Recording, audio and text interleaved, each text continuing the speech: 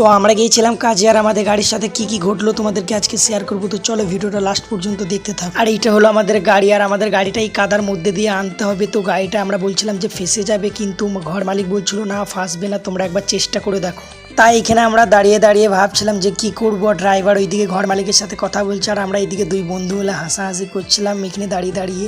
আর ওই যে বলে না, যত হাসি তত কান্না, তাই আমাদের এখানে গাড়িটা ফেসেই গিয়েছিল শেষ পর্যন্ত। আর এইদিকে দেখতে পাচ্ছ আমাদের ম্যানেজার এখানে কোদাল দিয়ে কুড়ে দিচ্ছে মাটিটার জন্য চাকাটা এগিয়ে যায়। আর কোনো মতেই গাড়িটা উঠানো যাচ্ছিল না। ড্রাইভার প্রচণ্ড পরিমাণে চেষ্টা করছে গাড়িটা উঠাবার, কিন্তু এমন ফাঁসা ফেসেছে গাড়িটা, কি বলবো তোমাদেরকে। ভিডিওর মধ্যে দেখতেই পাচ্ছ যে গাড়িটা কেমন ফেসেছে। তাও কিন্তু আমাদের ড্রাইভার হাল ছাড়ে নাই, তবুও চেষ্টা করছে যদি একবার উঠে যায় তো অনেক অনেক ভালো হবে। আর সত্যিই অনেক চেষ্টা করেছে আমাদের ড্রাইভার।